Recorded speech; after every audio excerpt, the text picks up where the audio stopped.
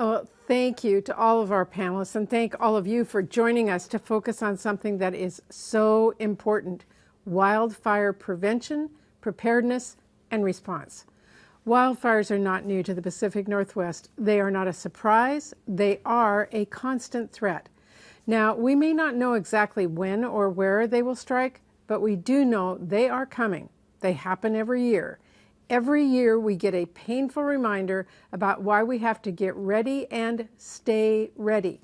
We get a reminder of the ways the prevention we do today, the preparation we do today, can help stop fires tomorrow. When we invest in fire prevention, we are investing in saving lives and really in saving entire communities. And one of the most important investments we make is in the people who do this work. From hiring people who carry out important fire prevention work, to training people who can jump in to help fight fires when we need more hands.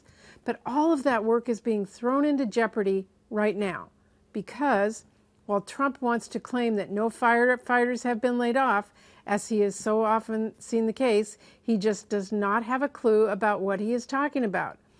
The reality is that Trump has decimated the U.S. Forest Service, firing more than 3,400 probationary employees, not to mention pressuring another 4,000 workers to take the so-called buyouts under threat of more workforce reductions in the future.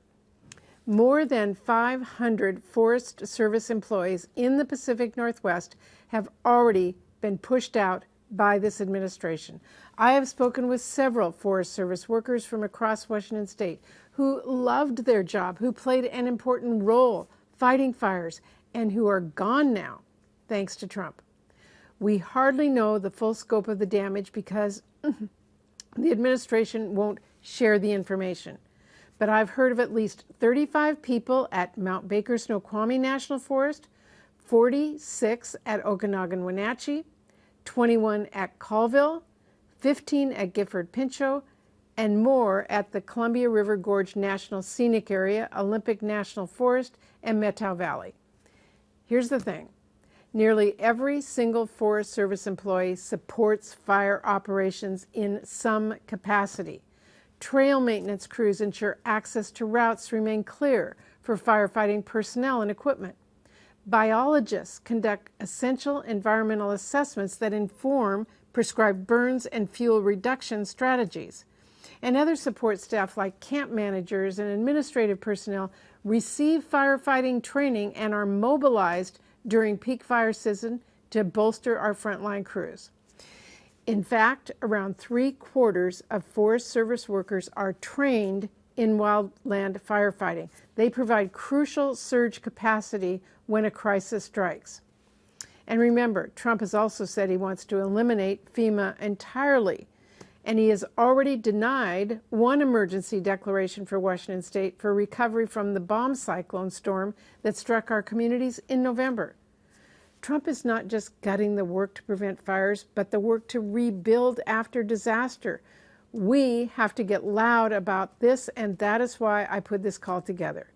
Trump is taking a match to the front line of defense for our forests and our communities. So we are here today to pull the fire alarm, and we're going to set off some sirens. We're going to keep focused on this, and we're going to keep pushing back. There is just too much at stake to do anything less. And with that, I want to turn it over to Senator Merkley. He is my fellow Pacific Northwest colleague, and he is my partner on the Senate Appropriations Committee, who helps lead the fight to protect federal investments in our wildfire preparedness and in our response efforts. Jeff? Thank you so much, Senator Murray. And this is something that concerns our two states, but so much of the West. And the situation is just getting constantly worse. More drought, longer fire season, hotter summers, higher winds, more lightning strikes. And so we are here together to ring the alarm bell. I'm the lead Democrat, as Patty mentioned, on the Interior Appropriations Subcommittee and also on the Senate Budget Committee. President Trump is playing with fire, literally. As one Oregonian who fought last year's wildfires said, you can't get ready after the fire starts. That's why we are sounding the alarm today. May is Wildfire Awareness Month, but it's also a month where we start to see fires around the West. Last year in Oregon, wildfires burned a record 1.9 million acres, more than any year ever before. And this year's season is just weeks away. But the Trump administration has left us dangerously underprepared. First, its illegal funding freezes stopped essential wildfire preparedness and mitigation work, forced crews to furlough staff, costing us precious time to clear underbrush and thin overgrowth and reduce hazardous fuels. Second, the Interior Department has lost more than 7,600 public land staff.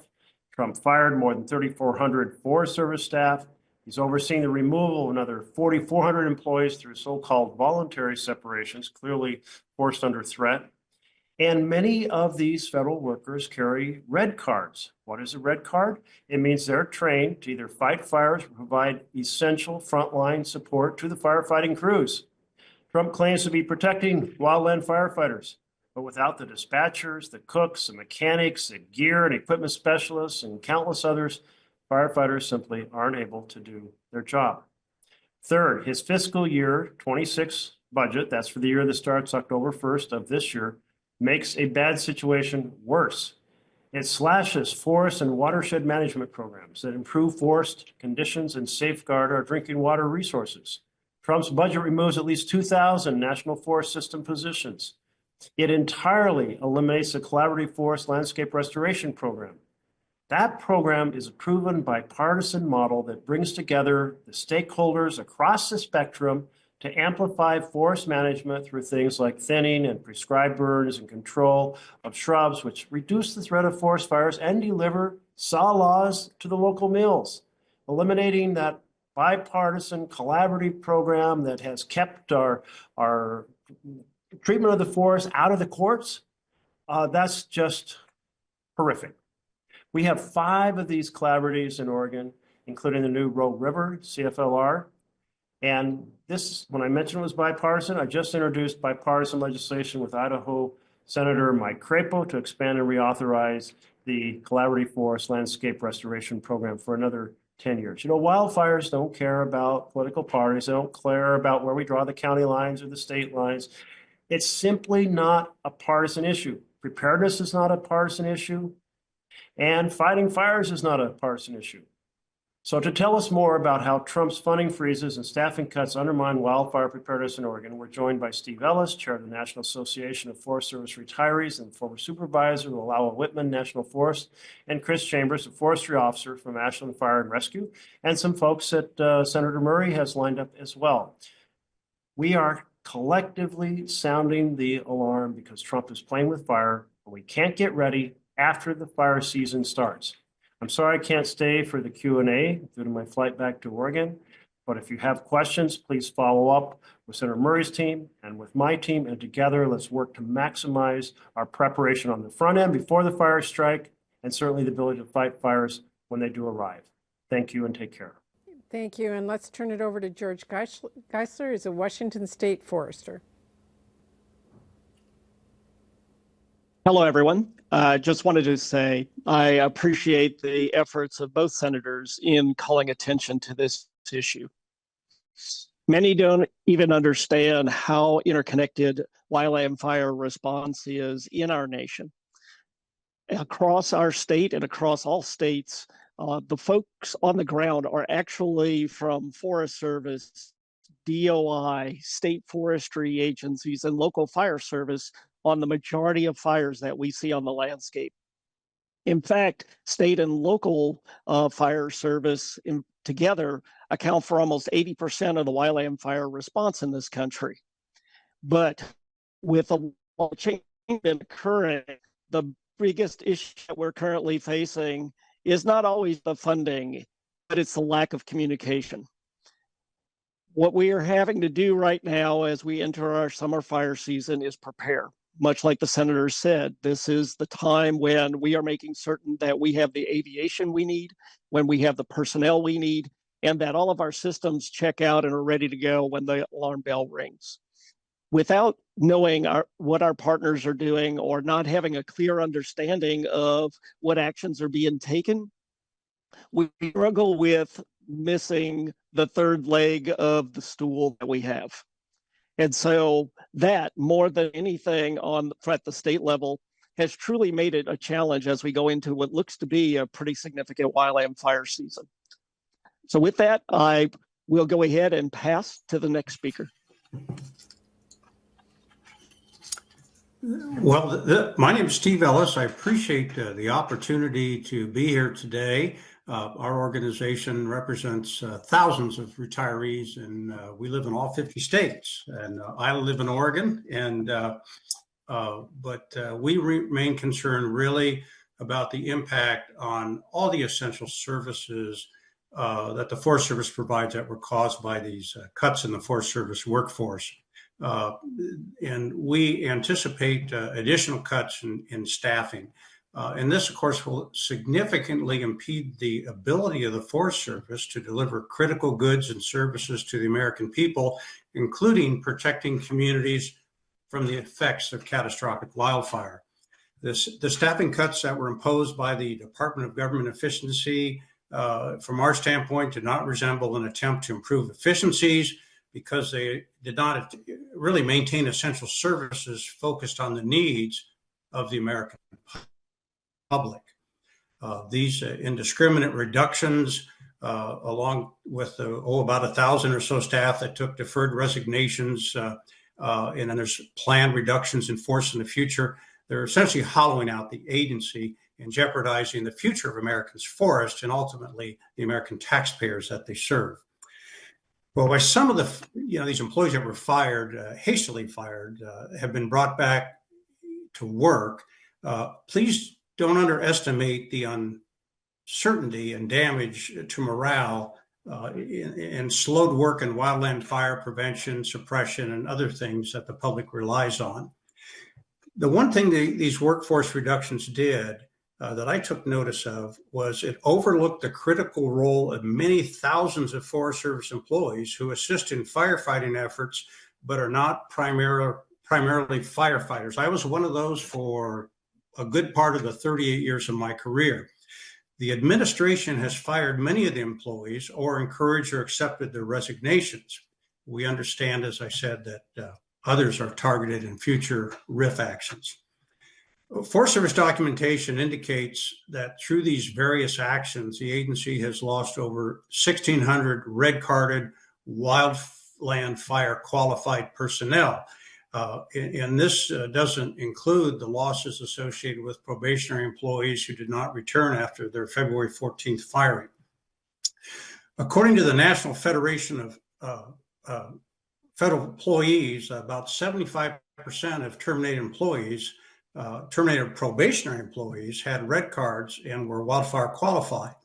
Now, these are people that are available to incident management teams. I was on the Great Basin Incident Management Team in one of these capacities for many, many years. So you combine this, coupled with the losses of hundreds of non-primary fire positions that support fire responses, it's going to, in my opinion, likely result in dramatic resource shortages this summer, diminished public and firefighter safety, and more impactful wildfires. Thank you.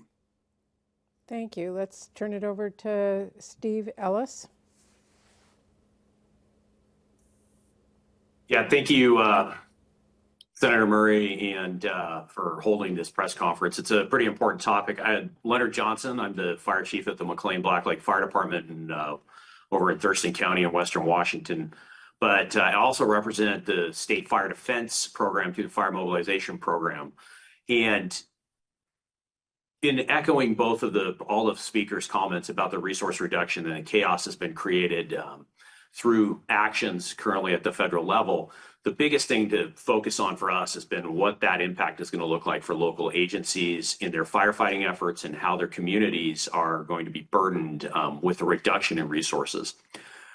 We've started to explore where those resource problems are going to be at. We've had lots of conversations with the State Fire Defense Group about how that's going to increase the likelihood that our initial attack resources at local fire districts and fire departments across the state are going to see additional burden as we come into the fire season here in 2025.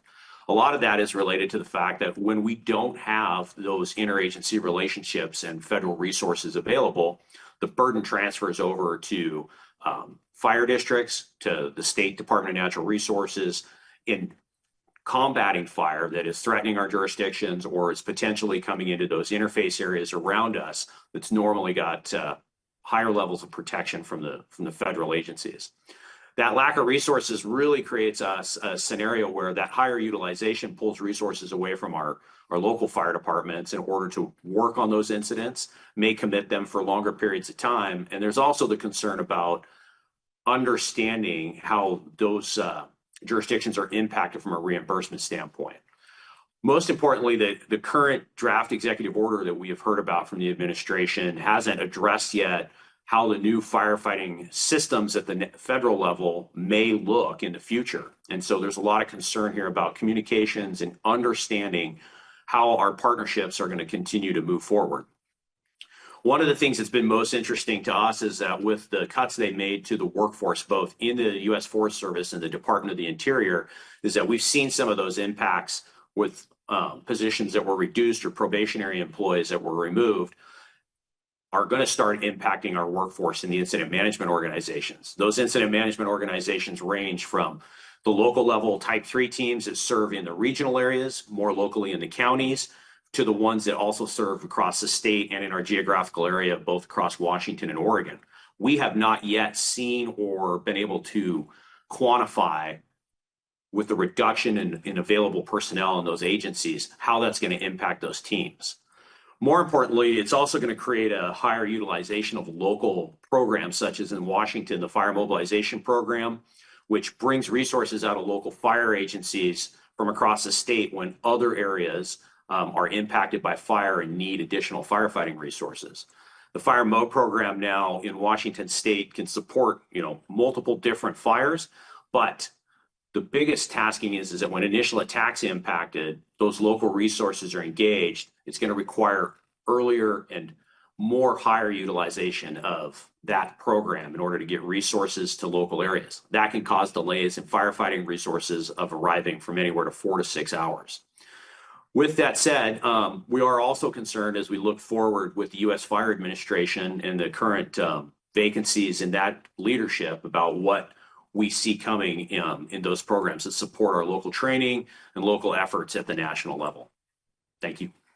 Thank you. Chris, I think we turn it over to you. Good afternoon. Thank you for the invite to be here. Speaking from the local level at the City of Ashland, the landscape behind me is the Ashland watershed, source of our municipal water supply, and about 90% controlled by the U.S. Forest Service. I'd like to echo the comments made by Chief Johnson, Mr. Ellis, that the incident management team shortages that we're looking at for this coming fire season are very concerning. We've been told by our local Forest Service unit that of the 45 incident management teams that respond to the most serious incidents and relieve local resources of the burden of maintaining and managing the incidents so that they can, and like our department, can respond to the emergencies that continue to come in, 9 out of those 45 incident management teams are no longer staffed going into this fire season. So that is a big concern if those teams are committed to other fires, and then we have a serious fire that's impacting our local landscape and there are no more incident management teams to call on. That said, we have done an amazing job here in the Ashland watershed working with the U.S. Forest Service as our partner, along with local community partners, to put together the Ashland Forest Resiliency Project that over the last 15 years has been wildly successful in reducing hazardous fuels in and amongst our municipal watershed and into the wildland and urban interface that borders our community. These kinds of projects are absolutely critical, and where we're seeing the major losses to communities, natural resources, and infrastructure are the big fires that get away. Where we win that battle is up front in doing the kinds of projects that we've modeled here in Ashland in Ashland Forest Resiliency, and many other projects that are spread across the landscapes of Oregon and Washington, many in the planning stages now, that are being hampered by the reductions in force. As others have spoken to, the people who have been let go or are taking the early out options are the folks who are making these projects happen, where we're winning that fire battle before the fire even starts by doing this critical work. But that work can't happen without the staffing available at the local district level, the forest level, and the region level of biologists, timber sale contract managers, everybody that has to be in place to make those projects successful. And as also was illustrated earlier, those are the same people who turn around during fire season and support the firefighting effort. So it's really a double whammy, and losing that staffing, we aren't able to implement the kinds of projects that are going to protect communities and infrastructure ahead of fire season, and also losing the staff support for the firefighting effort when the fire is on the ground during the summer. It's particularly concerning losing folks who are the most experienced staff that are taking the buyouts, like we're losing our local district ranger, people who have had the most experience in how to navigate the land management system, the environmental analysis that needs to be done to make these projects happen. Those people are taking the early out, they're leaving, and we are left with people who don't have the kind of experience and knowledge to navigate the system to make these projects successful. So there are a lot of concerns around what's happening right now from the local level, and our experience here at the City of Ashland. Those are some of the most pressing, and I look forward to the question and answer. Thank you very much. Thank you very much to all of you. And Naomi, I will turn it over to you to manage any questions from any of our press on board. All right, everyone, we have time for questions from reporters in the audience. If you have a question, please use the raise hand function on Zoom and we will go ahead and call on you. So I'll give folks a second to use that function. And it looks like first we'll go to Tim Gordon with KGW. Hello, Senator Murray. Thanks for doing this. Appreciate it. So I guess I'd ask, what now? I mean, what will you be doing to try and fix this and work with this administration to change what they're doing in this regard? And is there a call to action for people that are going to see this news today? The call to action is that people need to speak out. We have found from the beginning of this administration where funding programs were frozen, where people were fired indiscriminately and then rehired, that public outcry makes a difference. And frankly, I think within this administration, they had no clear idea who they were firing or what grants they were freezing, and how critical it is to us in the Pacific Northwest and really across the country that these kinds of employees keep us all safe. They keep our communities safe. They are critical to all of us, and we need to reinstate them. So my call for action is for people not to sit at home and wonder what to do, but to call and let their members of Congress and the administration know we cannot let this continue on. We need to restore these programs. We need to restore the people that allow these programs to work. Thank you very much. And next we'll turn to Derek with KXLY.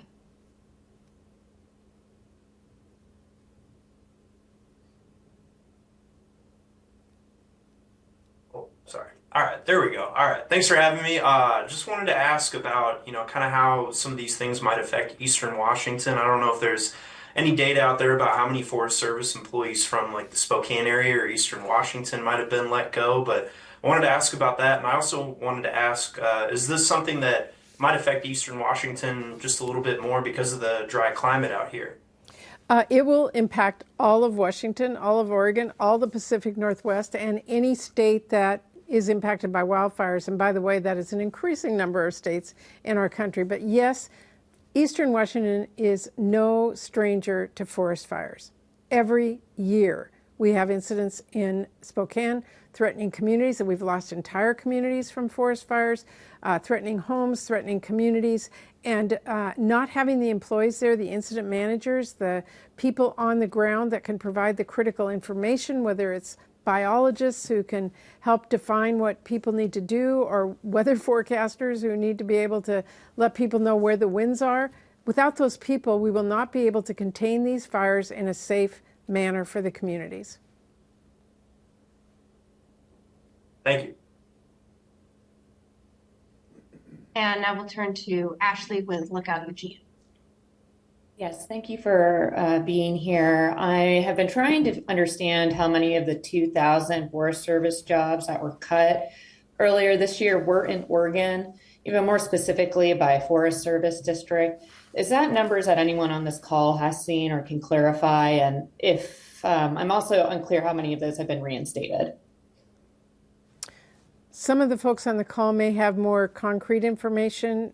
I will share with you that it's been very difficult for us to get this administration from this information from the administration as well. We are relying from a lot of folks on the ground who are telling us what the numbers are. I do know that a number of people who were laid off originally were offered their jobs back, and I do know that a number of them denied wanting to come back because they want a stable job for their family as well, and they want to work. I had one Forest Service member tell me that was let go. He's somebody who maintained our trails, who saved communities from fires, say that he needed stability in his own life and didn't want to work for a chaotic administration. So yeah, a lot of them didn't come back. Maybe some of our on-the-ground folks know specifically for their region real numbers.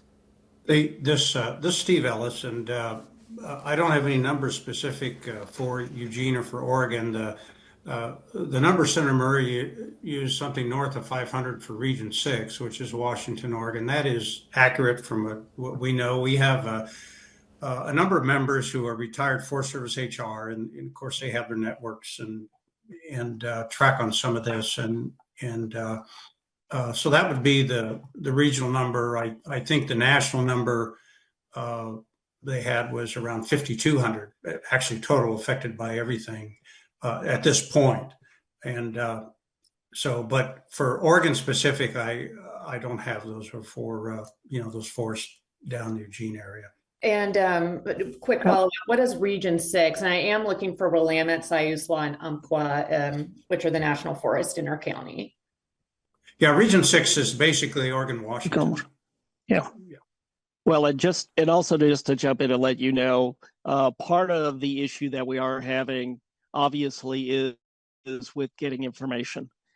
We, in fact, at the National Interagency Fire Center, put forth a group to kind of get a handle on what the situation looks like. And we are still collecting information at that time. The last numbers that we had, but is on a national basis, was just under 5,800 USDA Forest Service employees.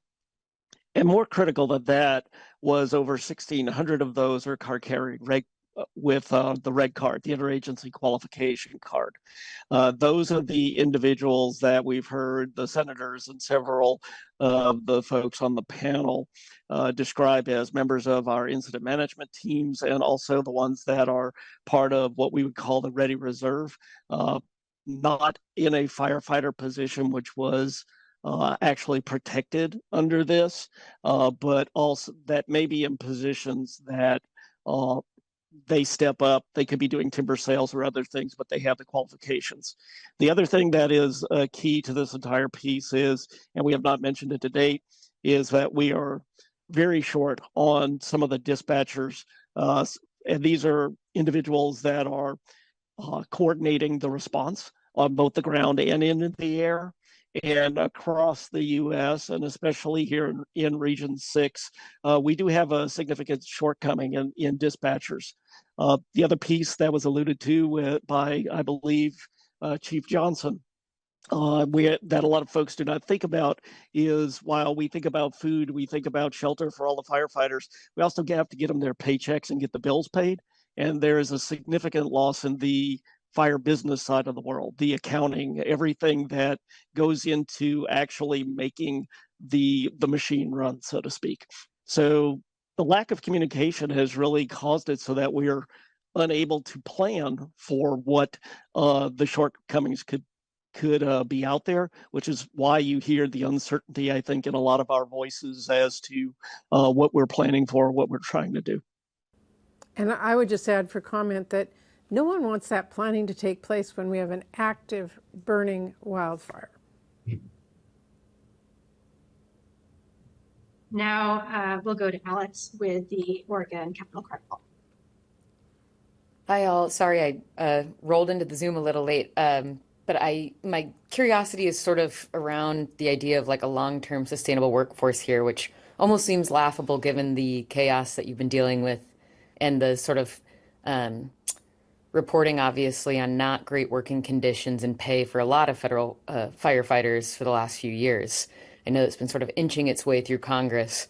I'm wondering, given, if I'm reading the tea leaves here, this season is not going to engender greater trust, desire, or security around wildland firefighting jobs on federal lands. What's the long-term strategy here for developing a workforce that is trained and stays?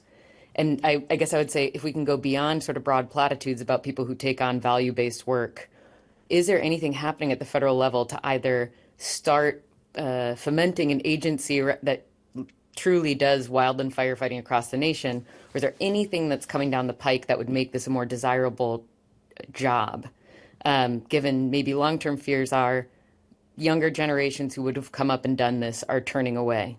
I think the opposite is happening right now. What young people are seeing is there's lack of coherency, there isn't job stability, there is chaos. Why take a job for the Forest Service when you don't know if you're going to randomly get riffed next September? That's not stability anybody wants. And I'll be clear, and I can let other folks answer this, but these jobs take training. They take a lot of work so that we have people in place who are capable of fighting these fires. You can't train on the ground at the minute, and you're certainly not going to recruit a bunch of volunteers who don't know what they're doing in the middle of a wildfire if we don't have enough personnel. So your question actually in reverse is what we're doing is making it much less stable. What we do need to do is make sure these positions are stable, that people know when they go into these positions that they are valued, that our country needs them, that the training that they have will be used in their careers, and that we as a country respect these positions and are going to assure them that they will be there. Now, this is definitely exacerbating a long-standing issue that we've had, as you know, the changing conditions have caused us to have longer and longer fire seasons in the Northwest and across the country. We now have what we call a fire year. These positions were historically built on seasonal employment. These were, you know, we had summer fire season, and then these folks would be on for about 6 months, and then they would go off and do other jobs or return to school. And with the longer and more severe numbers of fires, we're needing this to transition more and more towards a full-time workforce. Many have done that. I know the federal agencies have started that transition. My own agency has been transitioning to full-time firefighters. But to your point, the idea of getting more and more individuals into the profession who want to see stability so that they can raise a family, we have not really been exceptional at demonstrating that. There's a lot of work that's been identified and going ahead, and what we're experiencing right now is a pretty good setback, as well as exacerbating the existing problem that we have.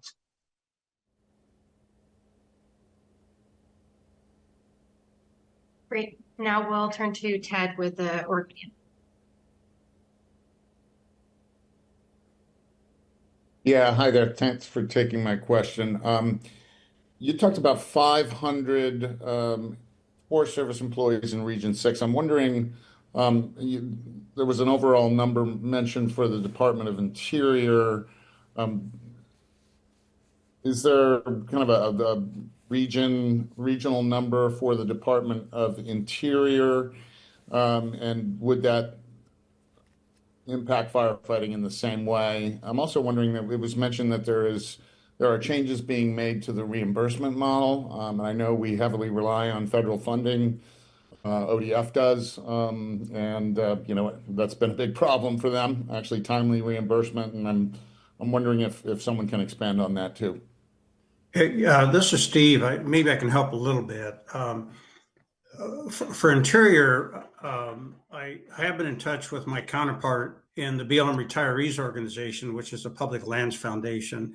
And Mary Jo Rugwell chairs that. She lives in Cheyenne, and for the BLM, she gave me a number around 1,100 bureau-wide, and the Bureau has about 10,000 employees, so you can do the arithmetic. And for Oregon, the BLM basically contracts in Western Oregon with Oregon Department of Forestry for fire suppression on the west side. And they've done that for years, for most of my career. And I don't know how it will affect that. I mean, it's a really good question, and to send to the BLM. I don't know when that contract is up. It's generally not done annually, but if I was at ODF, it would be on my mind. So, I don't know if I helped you or not.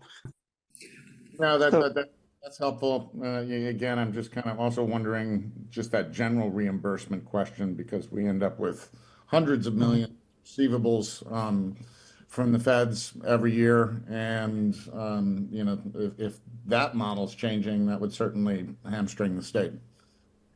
Well, the model that you're speaking of is typically what we refer to as a cost share agreement.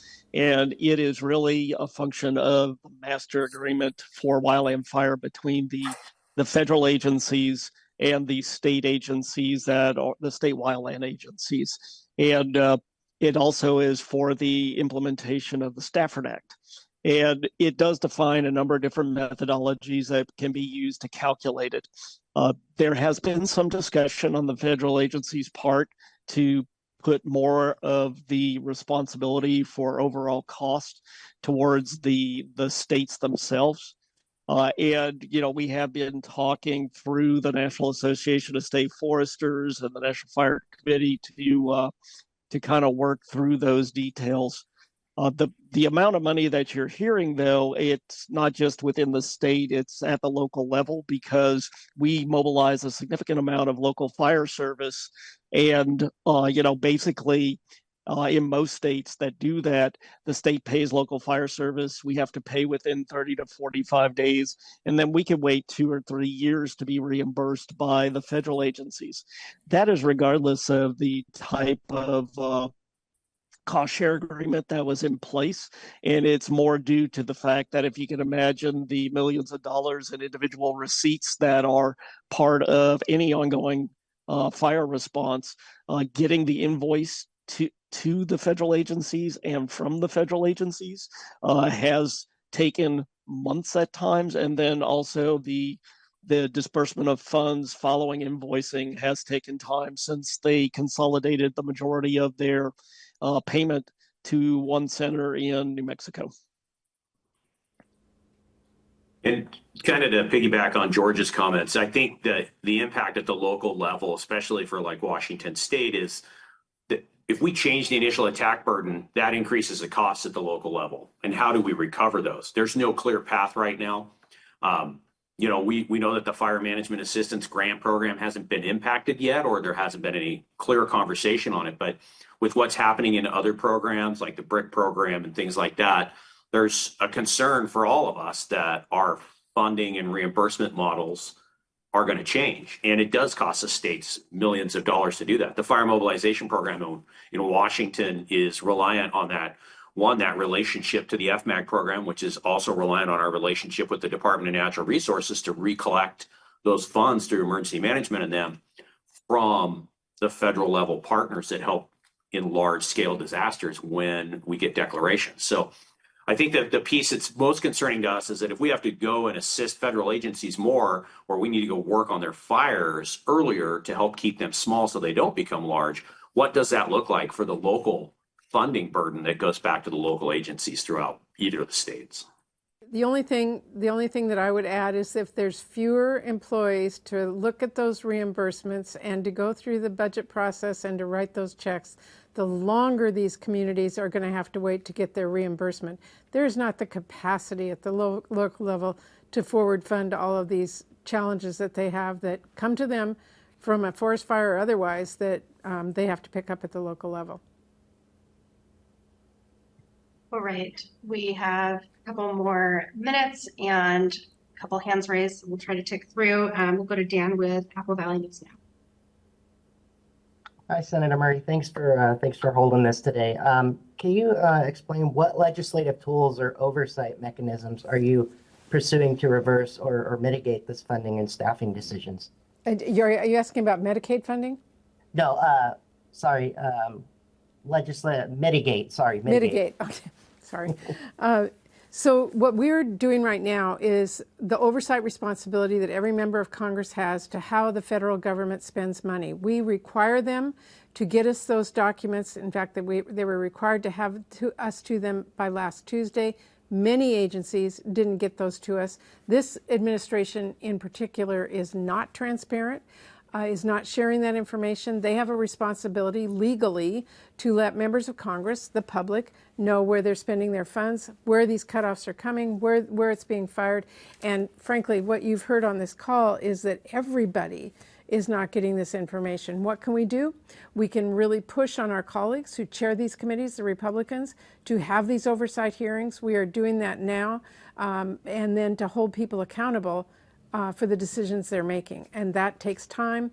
What we need this administration to do right now is to make sure that there are no more impacts to agencies like the Forest Service, that they recognize that national emergencies, which forest fires are, require people, they require planning, they require communication.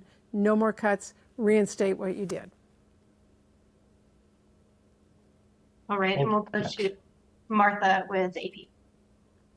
Hi, Senator Murray. We've been told that the administration planned to hire about 7,000 seasonal workers. Along with the people who have been rehired, is there still a critical staffing issue? Is that what you're hearing in the absolutely. field? Again, we're hearing that don't worry, we're going to hire frontline people. Well, you just let a whole bunch of frontline people go. You know, all of your experience, you can't say you're gone. We're going to go out on the street, fire people who are trained, ready, capable of doing these jobs as our fire season starts. This was irresponsible. And if I can just echo what Senator Murray's saying, understand that we can talk about more aviation, we can talk about more heavy equipment and all those things, but it takes trained firefighters to put fires out.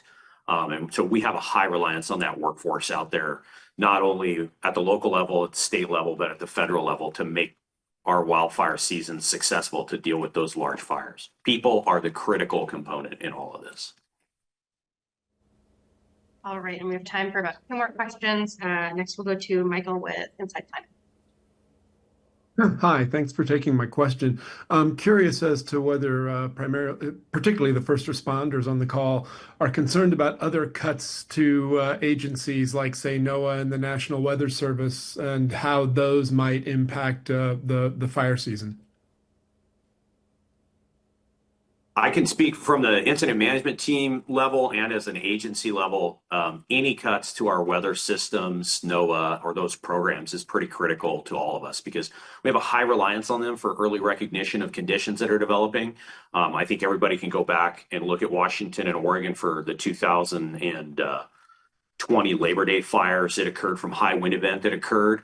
That was early recognition from the Weather Service of that pattern development, and it gave us the high indication that we were going to see lots of fire on the landscape. And so the less people that work in those areas, the less people that work in predictive services has a huge impact on us.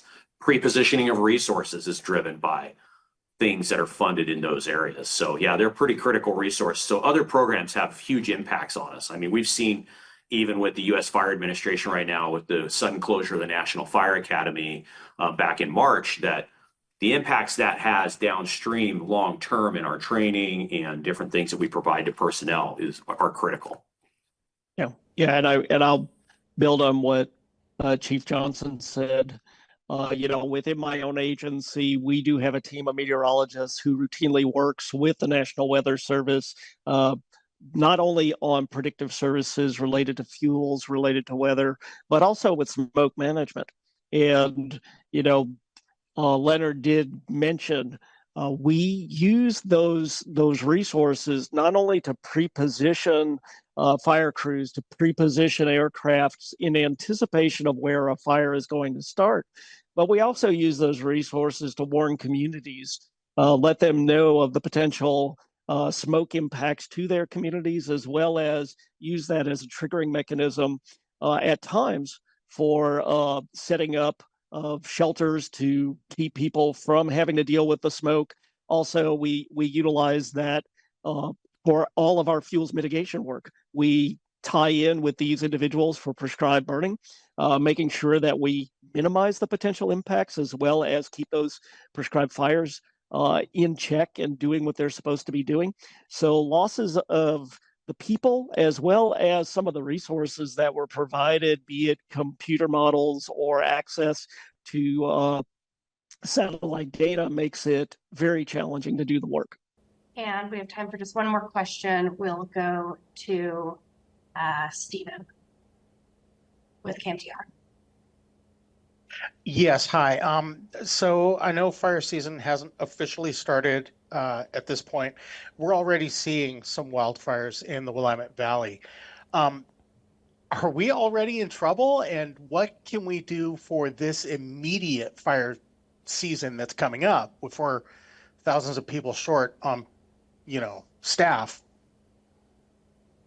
I'll let George talk to that, but I just want to remind what George said just a minute ago is we don't have a fire season anymore. We have a fire year. We have fires year long. So this is already impacting our safety and capability to fight fires. And certainly as we hit the higher season, we're not going to be prepared unless this is reversed. Well, and I was going to jump in and say, you've had them in the Willamette Valley. We had a significant fire in northeastern Washington where, we did not bring this up, but we rely very heavily in our state with our partners to the north. We have a direct agreement with our Canadian counterparts in British Columbia and the other provinces. And in fact, one of their tankers was flying on one of our fires yesterday. So the idea of, are we prepared? I, as a firefighter and someone who oversees the fairly large response team, I know what they're telling me, which is, they are currently planning in such a way that they are going to put less and less reliance on any federal resource. Kind of once it's there, we will know that it is in place. Until we're told otherwise. I mean, we're not getting the information necessary, and we're looking at the alternatives. We have reached out. We routinely bring in fire crews from across the U.S., from states. North Carolina, for example, staffs a significant number of engines for Washington DNR each year, and we're going to have to look for alternatives. So, are we stressed over the upcoming season? Yes, we're having to do a lot of preparation with very little information on what the federal partners are doing. But the idea being that, what you've heard throughout this call is that we do have systems in place that we're going to have to utilize and maybe put a strain on, depending upon how the summer fire season anyway pans out. Yeah, and just to echo George's comments too there, I think we have processes to move resources. California was a good example of how we can surge forces to large fires if we have to any time of the year, at least in the municipal and local fire services. And that burden is going to become heavier on us as we move into this season. Our relationships with our state partners are going to be essential, and less reliance on the federal level resources without knowing where they're going to be and when they're available. And so, yeah, we're concerned about it, but we have also been preparing, and agencies are aware of where that problem exists. All right, we are out of time. Really appreciate everyone taking the time to hop on the call, and appreciate all the reporters who joined us this afternoon and asked questions. I will turn it over to Senator Murray to close us out. Yeah, thank you. I just want to really thank all of our folks who are on the call with us today, both the reporters and all of our folks who are speaking out on this critical issue. We as a country have to turn around what is happening to us. This chaos, this uncertainty is really dangerous to citizens, and that's why we're speaking out.